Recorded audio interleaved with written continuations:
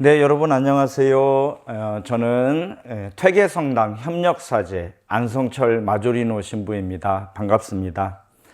오늘 여러분들과 함께 대림 시기를 보내는 우리들의 자세라고 할까요? 대림 시기에 우리가 묵상해 봐야 될 것들을 함께 나누기 위해서 이 자리에 섰습니다. 주님께서 우리에게 성령의 지혜를 보내주셔서 대림 시기를 잘 보내고 영적으로 기쁜 예수님 성탄 대축일을 맞이하기 위해서 지혜를 청합시다. 그래서 먼저 시작 기도로 성경 말씀 듣고 강의를 시작하겠습니다. 성부와 성자와 성령의 이름으로 아멘. 요한복음서 1장 1절에서 14절까지의 말씀입니다. 한 처음에 말씀이 계셨다. 말씀은 하느님과 함께 계셨는데 말씀은 하느님이셨다. 그분께서는 한 처음에 하느님과 함께 계셨다. 모든 것이 그분을 통하여 생겨났고 그분 없이 생겨난 것은 하나도 없다. 그분 안에 생명이 있었으니 그 생명은 사람들의 빛이었다. 그 빛이 어둠 속에서 비치고 있지만 어둠은 그를 깨닫지 못하였다. 하느님께서 보내신 사람이 있었는데 그의 이름은 요한이었다. 그는 증언하러 왔다. 빛을 증언하여 자기를 통해 모든 사람이 믿게 하려는 것이었다. 그 사람은 빛이 아니었다. 빛을 증언하러 왔을 따름이다. 모든 사람을 비추는 참 빛이 세상에 왔다. 그분께서 세상에 계셨고 세상이 그분을 통하여 생겨났지만 세상은 그분을 알아보지 못하였다. 그분께서 당신 땅에 오셨지만 그분의 백성은 그분을 맞아들이지 않았다. 그분께서는 당신을 받아들이는 이들, 당신의 이름을 믿는 모든 이에게 하느님의 자녀가 되는 권한을 주셨다. 이들은 혈통이나 유격이나 남자의 욕망에서 난 것이 아니라 하느님에게서 난 사람들이다. 말씀이 사람이 되시어 우리 가운데 사셨다. 우리는 그분의 영광을 보았다. 은총과 진리가 충만하신 아버지의 외아드님으로서 지니신 영광을 보았다. 성부와 성자와 성령의 이름으로 아멘. 네, 제가 여러분들과 함께 시작 기도로 요한복음서의 그 머리말 부분을 기도로 바친 이유가 우리가 대림 시기에 묵상해야 할 핵심이 여기에 담겨 있기 때문에 시작 기도로서 요한복음서를 기도로 봉헌했습니다. 여러분 일단 대림 시기가 시작이 되면 제일 먼저 퍼뜩 떠오르는 이미지가 뭐예요? 크리스마스 트리일 수도 있고요. 예, 그렇죠. 우리 제대 앞에 대림 시기가 시작이 되면 대림환이 꾸며져 있습니다. 예, 그래서 거기에는 대림초가 이렇게 4개가 있는데 색이 다 다르죠? 제일 진한 보라색, 그 다음에 조금 연한 보라색, 그 다음에 분홍색, 그 다음에 하얀색 초가 이렇게 마련이 되어 있는데 저희는 그걸 대림초라고 하고 대림 1주간부터 불을 하나씩 켜나가기 시작하죠. 그런데 어떤 초부터 제일 먼저 켜시는 줄 아세요? 그렇죠. 예, 제일 어두운 색 초를 킵니다. 진한 보라색. 그 다음에 3주째에는 연한 보라색, 2주째에는, 그리고 3주째에는 분홍색 초, 4주째에는 하얀색 초를 켜게 되는데 그 의미가 여러분, 우리가 빛으로부터 멀리 떨어져 있으면 세상이 어둡죠? 예. 그리고 우리 마음도 어두워요. 그러나 우리가 빛 가운데로 나가면 세상도 밝아지죠? 또 우리 마음도 밝아집니다. 금방 우리가 요한복음의 내용을 기도로 바쳤듯이 빛이신 주님께서 우리에게 오십니다. 또 저희는 예수님을 만나러 가고요. 빛이신 주님을. 그러면 멀리 떨어져 있을 때는 세상이 어둡고 우리 마음도 무겁고 어두워지지만 점점 그 빛 빛과 가까워질 때는 밝아지죠? 예, 그래서 그런 의미에서 어두운 색초부터 4주, 3주, 1주, 2주, 3주, 4주 그렇게 초를 켜 나가는 겁니다. 그런 의미에서 우리가 대림초를 묵상하면서 내가 대림 시기를 보내는 한 주 한 주 내 마음이 더 밝아져야 되겠구나. 그리고 예수 성탄 대축일을 맞이했을 때는 정말 기쁜 마음, 환한 마음으로 예수님을 맞이해야 되겠다. 그런 나름 영적인 각오가 있어야 되겠죠. 그래서 우리가 예수 성탄 대축일을 맞이하면 다들 축하합니다. 성탄 축하합니다. 그리고 선물도 주고받고 막 기뻐하는데 과연 우리가 영적으로 기쁜가? 예수님 성탄과 나의 기쁨은 어떤 상관이 있는가? 만약에 우리가 영적으로 그런 작업을 하지 않으면 대림 시기를 정말 의미 없이 보내버린다면 해마다 다가오는 예수님 성탄 대축일 아무런 우리에게 의미가 없죠. 기쁘지가 않죠. 그래서 이 대림 시기를 잘 보내는 것이 우리에게는 굉장히 중요한 영적인 작업이 되는 겁니다. 그래서 예수님이 이 세상에 오신 그 육화의 신비가 이제 정점이 되는데요. 보통 우리 신자분들이 시무님들에게 물어봅니다. 시무님은 어떻게 사제가 되셨어요? 그렇게 물어보죠. 그러면 이렇게 해서 제가 사제가 되었습니다 라고 얘기를 합니다. 또 더러는 어떤 분이 아주 근본적인 질문을 던지기도 하세요. 시무님은 왜 사제가 되셨죠? 그러면 조금 질문을 진중하게 받고 설명을 해야 되는데 때로는 내가 왜 사제가 됐을까? 이제 그런 숙고를 이제 하게 됩니다. 그래서 우리가 대림 시기를 보내면서 예수님은 이 세상에 어떻게 오셨나? 그리고 예수님은 이 세상에 왜 오셨나? 우리가 그것을 이렇게 제 강의 중에 첫 번째 부분은 예수님께서 우리에게 어떻게 오셨는지를, 그리고 제 강의 뒷부분에는 예수님이 왜 이 세상에 오셨는지를 함께 묵상해 봄으로써 우리의 영적인 성장을 도모해 보려고 합니다. 예. 그래서 우리가 하느님께서는 어떤 구원 사업을 펼치실 때 혼자 독단적으로 하시는 법이 없고 항상 인간의 동의를, 그리고 인간의 협력을 요구하십니다. 인간의 동의 없이, 인간의 협력 없이 하느님께서 독단적으로 구세사를 펼치시는 것은 상상하기 어렵습니다. 우리 인간에게 자유의지를 주셨지요. 예, 그래서 빛이신 하느님께서, 눈에 보이지 않는 무형한 하느님께서 이 세상에 오시기 위해서는 인간의 협력이 필요했던 거고 인간의 동의가 필요했던 겁니다. 그래서 하느님께서 선택하신 분이 바로 성모님이죠. 그래서 여러분들 루카복음 1장에 나오는 그 성모님께서 가브리엘 천사로부터 수태고지를 받으시는 그 순간을 여러분들이 잘 알고 계실 겁니다. 성모님께서 동정의 몸으로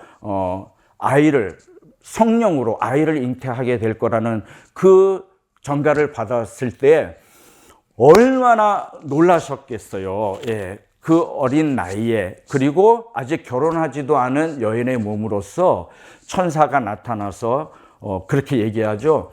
지극히 복되시다. 예, 지극히 복되신 여인이여 기뻐하여라. 그 인사말을 들었을 때는 정말 성모님이 기뻤겠죠. 내가 정말 하느님께 봉헌된 사람이고 기도를 열심히 하니까 천사가 나에게 나타나서 복되다라고 일러주는구나. 정말 기분이 좋았을 거예요. 그러나 그 다음에 천사께서 주신 소명은 정말 감당하기 어려운 소명이었죠. 동정녀의 몸으로 성령으로 말미암아 잉태하여 아들을 낳게 될 것이라는 거, 정말 너무 어려운 소명입니다. 그래서 우리가 성경을 보면 루카복음 1장 26절에서 38절까지 딱 그 12절에 성모님의 그 수태고지 이야기가 나오는데요. 성모님께서 그 소명을 받아들이실 때 금방 네, 알겠습니다. 그렇게 하겠습니다. 라고 대답이 나오지 않았을 것 같아요. 제가 입장을 바꿔놓고 생각해 보면 얼마나 많은 고민을 하셨을까 그런 생각이 듭니다. 상식적으로 우리가 생각해 보면 그런 소명을 받았을 때 얼마나 두려웠겠어요. 그 당시의 법으로는 결혼하지 않은 여자가 동정의 몸으로 아이를 잉태하게 됐다는 것은 굉장히 큰 형벌을 받게 되는 거거든요. 많은 분들이 알고 계시겠지만 정말 돌에 맞아 죽는 형벌을 당해야 되는 엄청난 소명인 겁니다. 그래서 얼마나 두렵겠어요. 내가 그 소명을 받아들이는 순간 내 목숨이 위태로울 수 있잖아요. 그리고 하나밖에 없는 이 딸을 금이야 오기야 키우신 아빠, 엄마, 요아킴, 안나, 아버지, 어머니에게 이걸 어떻게 설명할 거예요? 예, 성령으로 말미암아 이렇게 된 일을 인간의 이성으로는 이해할 수 없는 이 사건을 어떻게 납득을 시킬 거냐고요. 그 걱정도 대단했을 거고요. 당신의 목숨도 위태로울 거고요. 또 이제 약혼했잖아요. 예, 그래서 결혼을 앞두고 있는 그 요셉에게 내가 어떻게 설명할 거예요? 내가 잉태한 사실이 드러나면 요셉이 마음에 받을 그 상처는 얼마나 크겠어요? 배신. 그래서 성모님은 정말 많은 고민에 쌓였을 거예요. 당신의 앞으로 벌어질 일들, 목숨이 위태로운 일들, 또 요셉 성인에게 어떻게 이것을 설명해야 될지, 또 요아킴 안나 성인 성녀에게는 무엇이라고 얘기를 해야 될지 정말 앞이 캄캄했을 것 같아요. 그래서 아마 저 같으면 정말 너무너무 감당하기 힘듭니다. 죄송하지만 저 말고 다른 곳에 가서 부탁하시면 안 될까요? 라고 저는 슬쩍 빠지고 싶었을 거예요.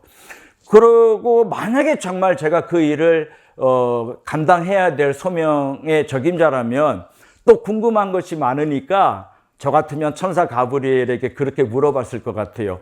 앞으로 그러면 요셉 성인에게는 어떻게 해명을 해 주실 거며, 요아킴 안나 우리 아버지 어머니에게는 어떻게 설명을 해 주실 거며, 제가 곤란에 처했을 때는 어떻게 빼주실 건지 좀 설명 좀 해주세요. 프리젠테이션을 좀 해주세요. 그러면 그렇게 되어 갈 거군요. 그러면 제가 받아들이겠습니다 라고 했을 거예요. 그러나 천사는, 가브리엘은 그렇게 구체적으로 알려주지 않았거든요. 그런데 성모님께서는 어떻게 그 모든 것이 불투명하고 미래가 불확실한 그 소명을 성모님은 어떻게 받아들이셨을까요? 클레르보의 성 베르나르도 성인은 그런 이야기를 강론집에서 했습니다. 이 세상의 모든 피조물들이 성모님의 입에서 어떤 대답이 나올지 숨을 죽이며 기다렸다고 했습니다. 네 라는 대답이 나올지, 아니요 저는 못하겠습니다 라는 대답이 나올지 숨을 죽여 기다렸다고 해요. 그런데 성모님 입에서 네, 이 몸은 주님의 종입니다, 그대로 제게 이루어지기를 바랍니다 라는 대답이 나왔을 때 이 세상의 모든 피조물들은 기뻐 뛰었을 겁니다. 예.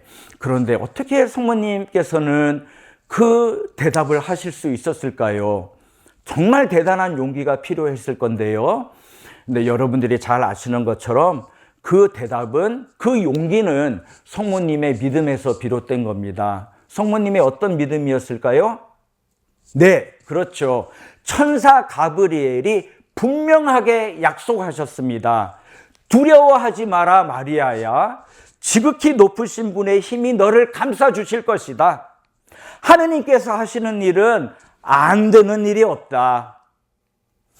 그 천사 가브리엘의 말을 성모님께서는 온전히 신뢰하셨던 거예요. 완전히 믿으셨어요. 그래서 당신 자신을 그 약속에 온전히 내어 맡기신 겁니다. 두려워하지 마라 마리아야, 지극히 높으신 분의 힘이 너를 감싸 주실 것이다. 하느님께서 하시는 일은 안 되는 일이 없다.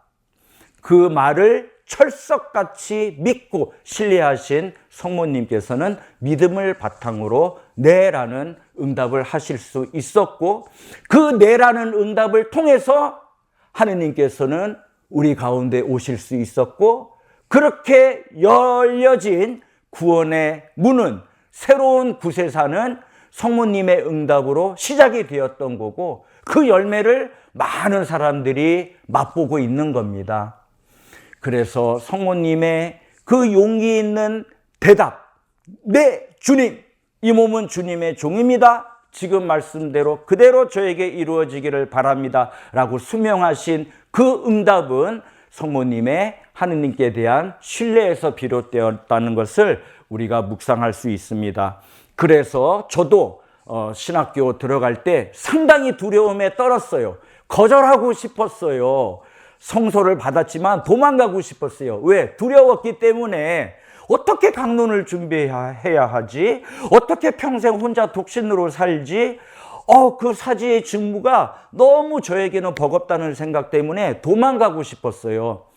그런데 피정을 통해서 성모님의 이 이야기를 묵상하는 순간 제가 너무나 제 자신의 능력에만 골몰하고 있었고 그래서 두려움에 떨었다는 것을 알게 되었어요. 성모님처럼 두려워할 필요가 없었습니다. 왜? 지극히 높으신 분의 힘이 나를 감싸 주실 것이기 때문입니다. 하느님께서 하시는 일은 안 되는 일이 없습니다. 거기에 대한 신뢰로 응답을 드렸더니 천사 가브리엘의 말씀처럼 하느님께서는 나에게 모든 것을 주셨습니다.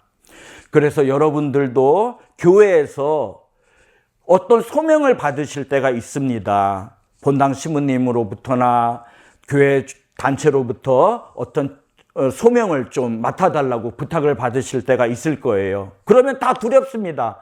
제가 한 번도 해본 적이 없는 일이고 시간도 없고 저는 그런 능력도 안 됩니다 라고 거절하고 싶죠? 그러나 그때 우리는 성모님이 천사 가브리엘과 나눈 대화를 묵상해야 합니다.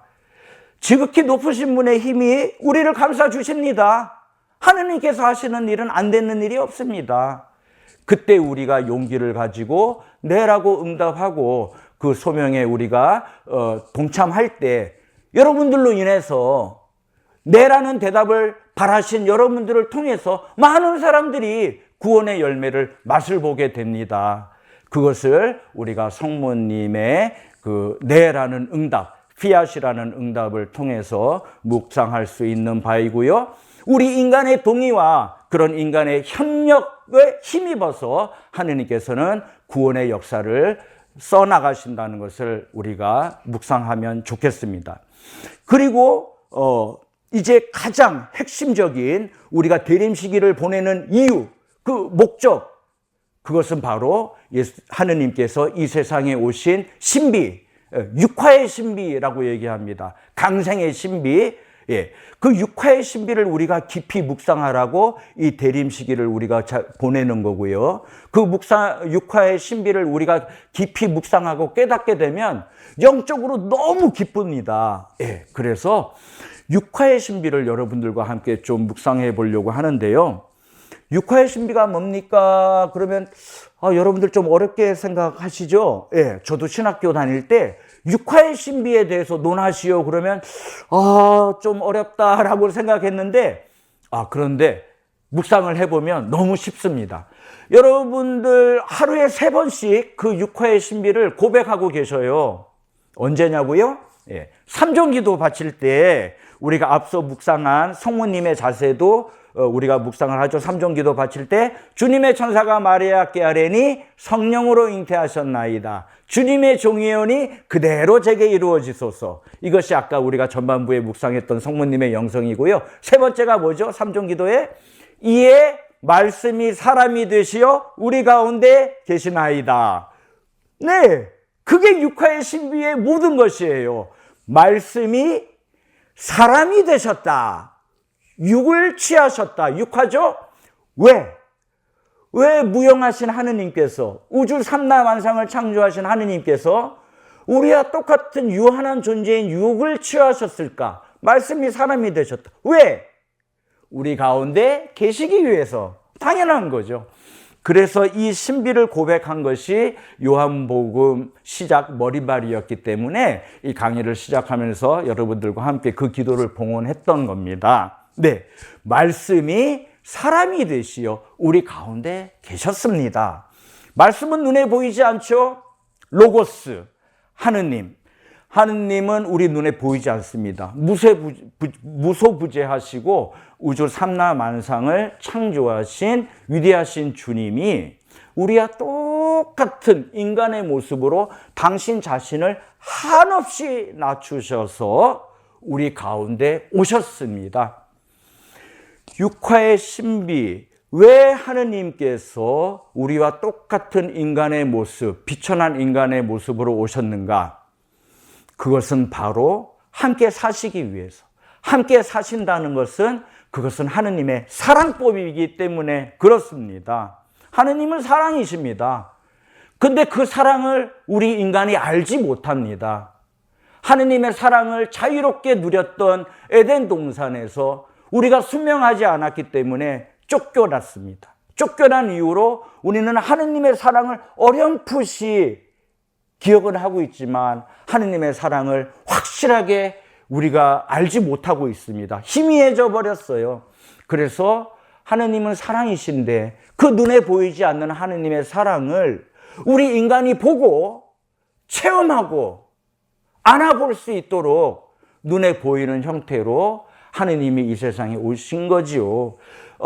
예를 들면 여러분 앞에 이렇게 초가 보입니다. 그래서 우리 눈에 보이는 이 사물은 초에 대해서 설명을 하면 제가 이 초를 여러분들에게 보여드리면서 이런 것을 초라고 합니다. 그러면 우리 눈에 보이니까 아, 저런 것을 초라고 하는구나 라고 우리가 인식을 할 수 있습니다. 사물을 보았으니까요.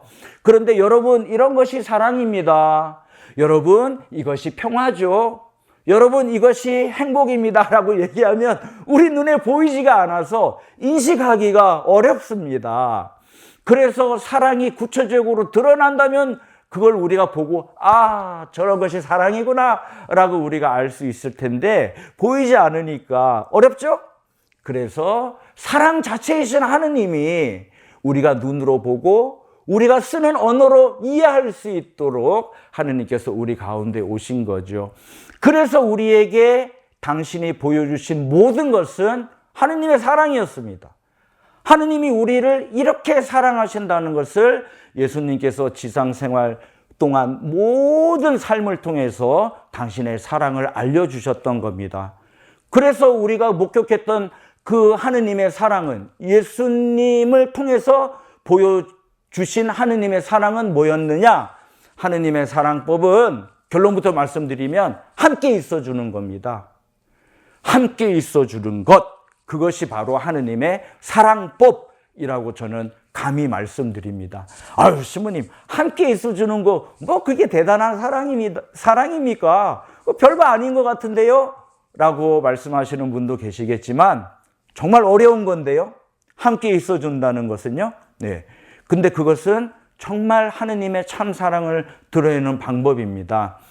예를 들어서 어떤 분이 시모님, 저는 너무너무 찢어지게 가난합니다. 제가 사는 집은 비가 줄줄 새고요. 너무 춥습니다. 그렇게 이야기를 하면 저는 남성인 저는 그런 얘기를 들으면 그래요? 제가 그거 해결해 드릴게요. 집에 보일러도 놔드리고요. 지붕도 고쳐드리고요. 그렇게 뭔가 문제를 해결해 주는 방식으로 저는 그 사람을 사랑한다고 표현하려고 합니다. 그런데요, 하느님께 우리가 가서 그런 나의 고통과 나의 어려움을 얘기하면 물론 하느님께서 그런 어려움도 해결해 주시겠지만 그 어려움에 동참하십니다.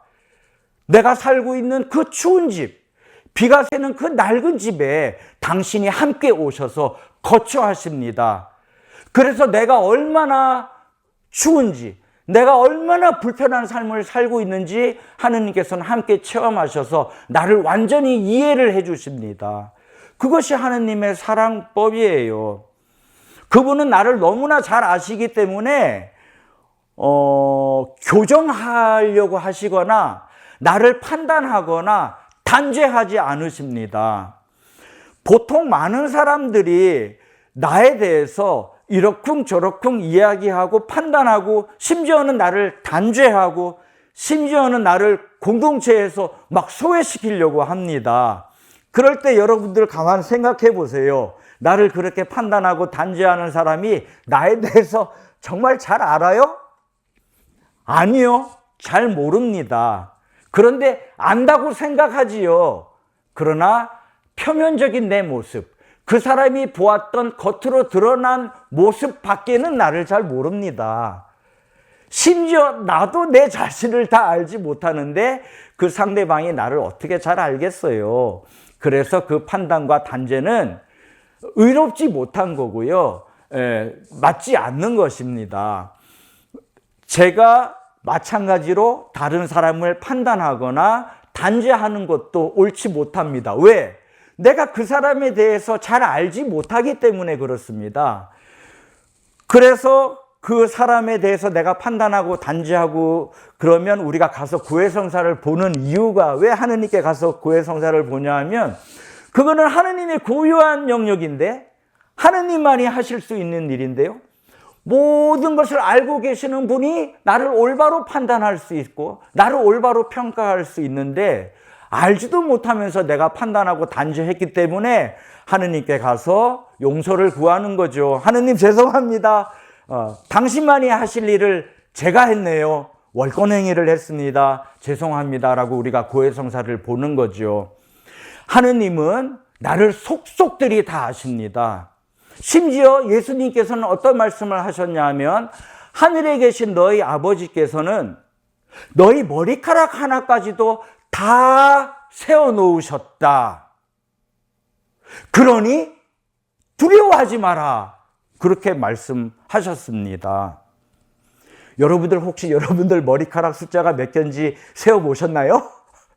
모르시죠? 예, 저도 모릅니다. 제 머리카락 숫자가 몇 개인지 저는 모릅니다. 그러나 하늘에 계신 아버지께서는 너희 머리카락 하나까지도 다 헤아려 놓으셨다고 하셨습니다. 그 말씀은 어떤 의미예요? 내가 나를 아는 것보다 하느님이 나를 더 잘 아신다는 얘기죠. 그러면 얼핏 그 말씀을 들으면 우리가 또 깊이 묵상을 해보지 않으면 그 말씀을 듣고 두려워집니다. 어머나, 하느님께서 내 머리카락까지도 다 세워놓으셨다고? 아이고, 그러면 내가 남들 몰래 나쁜 짓 한 거 다 알고 계시겠네. 어머나, 어떡하지? 라고 두려움에 사로잡힐 수 있습니다. 그러나 예수님 분명히 말씀하셨어요. 하늘에 계신 너희 아버지께서는 너희 머리카락 하나까지도 다 헤아려 놓으셨다. 그러니 두려워하지 말라. 왜 두려워하지 말라 그러셨을까요? 나에 대해서 너무나 잘 아시기 때문에, 모든 것을 알고 계시기 때문에 내가 왜 그럴 수밖에 없었는지, 내가 왜 그 부분에서 넘어질 수밖에 없었는지 그분은 너무나 잘 아셔요. 그래서 나를 판단하거나 단죄하지 않습니다. 여러분, 가늠하다 잡혀온 여인 이야기 아시죠? 예. 많은 사람들이 그 여인을 끌고 왔어요. 돌로 쳐 죽이려고 합니다. 왜요? 그 여인이 가늠한 현장을 들켰거든요. 사람들이 잡아냈거든요. 그래서 그 당시에 법대로 하자, 정의롭게 하자. 그래서 그 여인을 돌로 치려고 했어요. 그런데 예수님께서는 그 여인에게 뭐라고 하셨어요? 여인아, 나는 너의 죄를 묻지 않겠다. 평안히 가거라. 그리고 다시는 죄 짓지 마라. 아니, 예수님이 그 여인이 왜 끌려왔는지 몰랐을까요? 아니요, 알고 계셨죠. 그럼에도 불구하고 여인아, 나는 너의 죄를 묻지 않겠다라고 말씀하신 거예요. 그 여인을 끌고 온 사람들은 그 여인을 안다고 생각하고 단죄하려고 그랬어요. 그러나 그 사람들은 그 여인이 어떤 배경에서 태어났고 어떤 삶을 살았으며 왜 그 간음을 할 수밖에 없었는지 그 배경은 모르잖아요.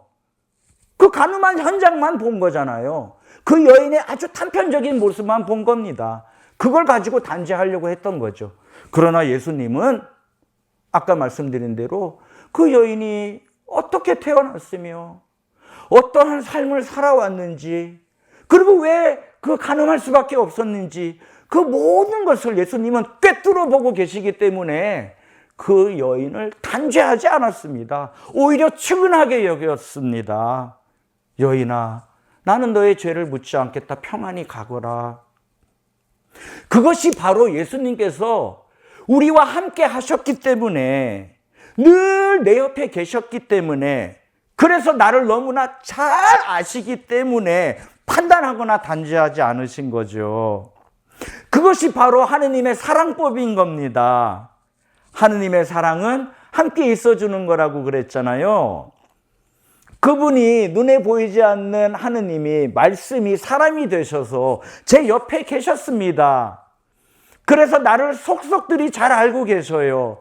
언젠가는 있었다가 언젠가는 없고 그러시질 않았고 늘 옆에 계셨기 때문에 나를 꿰뚫어 알고 계시고, 나에 대해서 모르는 사람들이 판단하거나 단죄할 때 그분은 나를 변호해 주십니다.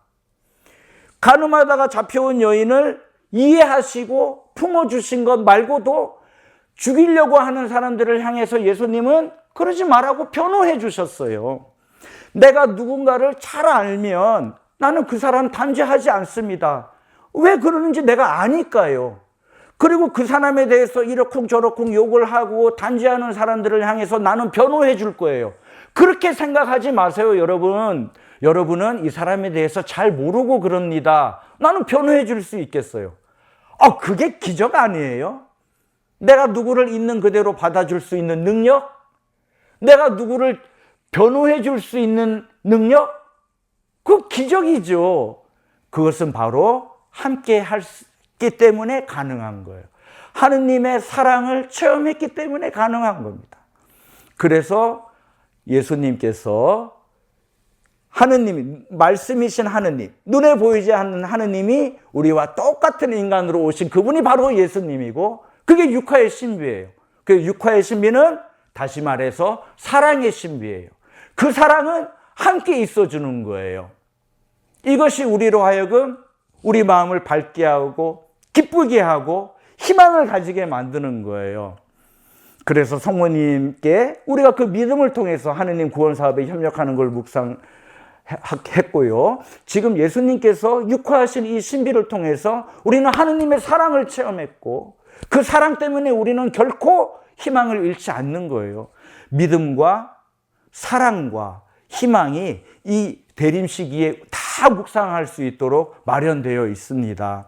그래서 예수님께서 하느님의 사랑법, 함께 있어주는 걸 보여주기 위해서 이 세상에 오셨던 것은 그분 이름에서도 드러나죠. 이사야 예언자가 분명히 예언을 했습니다. 보라, 동정녀가 잉태하여 아들을 낳으리니 그 이름을 임마누엘이라 하여라. 임마누엘 뜻이 뭔가요? 그렇죠. 하느님께서 우리와 함께 계십니다 라는 뜻이에요. 그 이름으로 오셨어요. 함께 계시기 위해서, 우리를 이해하기 위해서. 그리고 예수님 승천하실 때 어떤 말씀을 남기시고 승천하셨죠? 두려워하지 마라. 세상 끝까지 가서 복음을 전하여라. 내가 항상 너희와 함께 있겠다. 처음과 마지막이 함께 있겠다.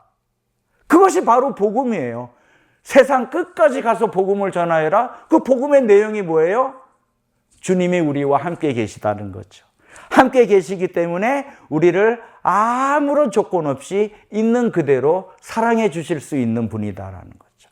그래서 우리도 하느님의 사랑을 그렇게 체험했기 때문에 우리도 그 사랑을 사람들에게 나누는 거예요. 우리가 빛을 받았으니 빛을 밝혀야죠. 그래서 사람들과 함께 있어주는 겁니다. 아유, 신부님, 저는 우리 식구들하고 늘 함께 있습니다. 그러니 걱정하지 마십시오. 그런 물리적인 함께 있음 말고요. 마음으로 함께 해주는 겁니다. 우리 배우자가 지금 마음이 얼마나 힘들까, 그 입장이 되어서 생각해 보는 거, 함께 있어주는 거죠. 우리 자녀 지금 열심히 공부하고 있는 우리 아이들이 마음이 어떨까, 내가 충분히 공감해 줄 수 있도록 함께 있어주고, 어떻게 보면 입장 바꿔서 생각해 보는 거죠. 그렇게 함께 해줄 때 그 사람을 온전히 이해할 수 있고, 그 사람을 함부로 판단하거나 단죄하지 않을 수 있다, 이런 얘기입니다. 네, 그래서 오늘 우리가 대림 시기를 잘 보내기 위해서 성모님의 믿음으로 인해서 바라신 응답, 그 응답으로 구원의 역사가 새로 쓰여졌다는 거, 그리고 말씀이 사람이 되시어 우리 가운데 계시다라는 이 육화의 신비를 통해서 그것이 바로 예수님께서 우리에게 알려주시려고 했던 사랑이구나. 그래서 육화의 신비는 사랑의 신비이고 우리도 그 사랑을 체험하고 끝까지 희망을 놓지 않는 가운데 빛을 밝히는, 사랑을 전하는 주님의 제자로서 살아가야 되겠다는 각오를 우리가 하게 되는 거지요. 그리고 또 여러분들 우리 대림 시기가 되면 또 구유도 꾸며지잖아요. 그러면 거기 요셉 성인도 있고 성모님도 있고 또 목동들도 있고 동방박사들도 있습니다. 그 여러분들 이렇게 성당에 오셔서 구유를 보실 때 잘 만들었네 라고만 하고 씩 지나가지 마시고요. 거기 성모님과 예수님을 바라보고 있는 요셉 성인의 마음도 한번 여러분들이 묵상해 보세요. 큰 책임감? 그죠? 이 성모님과 예수님을 잘 케어해야 되겠다는 요셉 성인의 큰 책임감. 그래서 우리도 교회에 대해서 가지고 있는 그런 여러 가지 책임감을 한번 묵상해 보면 좋겠고요. 또 성모님은 태어나신 아기 예수님을 이렇게 물끄러미 바라보고 계셨잖아요. 그래서 예수님을 관상하시는 성모님의 그런 신앙적인 자세. 그리고 또 동방박사들 왔죠? 예수님을 경배하러 온 동방박사들. 근데 올 때 그냥 오지 않았죠? 예수님의 탄생을 기념하기 위해서 예수님께 생일 선물 드리려고 선물 가져가 왔어요. 여러분들 잘 알다시피. 그렇죠? 황금과 유향과 모리아. 그래서 동방박사들을 보면서 저 멀리서 예수님의 탄생을 축하하기 위해서 선물을 가지고 온 동방박사들의 마음도 헤아리면서 그러면 나는 예수님 성탄 대축일 때 구유에 내가 선물을 드릴 건데 어떤 선물을 나는 준비하지? 그런 것도 생각해 볼 만하지 않겠어요? 부랴부랴 그냥 예물 봉헌 준비해야지. 그래서 우리가 헌금을 하는 것도 중요하지만 정말 예수님이 기뻐하실 만한 선물이 뭘까? 이 대림 시기의 곰곰이 생각하면서 정성 어린 생일 선물을 마련해 보면 어떨까 싶어요. 제가 아는 어떤 분은 대림 시기뿐만 아니라 1년 내내 헌혈을 하셨어요. 그 헌혈 증서를 예수님께 선물로 이렇게 구유에 놓고 가시는 분 봤고요. 그리고 또 어떤 분은 하루에 한 번씩 누군가를 기쁘게 해주는 일을 기록한 수첩이 있어요. 365가지의 선행. 어떤 날은 누구에게 커피를 타줬다. 어떤 날은 누구에게 너 참 이쁘다라고 얘기해줬다. 아주 사소한 선행 365가지를 수첩에 적어서 봉헌하신 분도 봤거든요. 그래서 물질적인 선물도 중요하지만 정말 예수님께서 기뻐하실 만한 선물이 뭘까? 동방박사들처럼 기쁜 마음으로 예수님께 선물 준비해 보시는 것도 좋을 것 같아요. 그래서 이 대림 시기를 여러분들이 영적으로 기도하시면서 잘 보내시는 가운데 여느 해와는 다른 예수 성탄 대축일, 정말 영적으로 기쁜 예수 성탄 대축일을 맞이하시기를 간절히 바랍니다. 긴 시간 경청해 주신 여러분들께 감사드리면서 이 모든 영광을 주님께 돌리는 영광송으로 마친 기도 봉헌하겠습니다. 영광이 성부와 성자와 성령께 처음과 같이 이제와 항상 영원히 아멘. 성부와 성자와 성령의 이름으로 아멘. 감사합니다.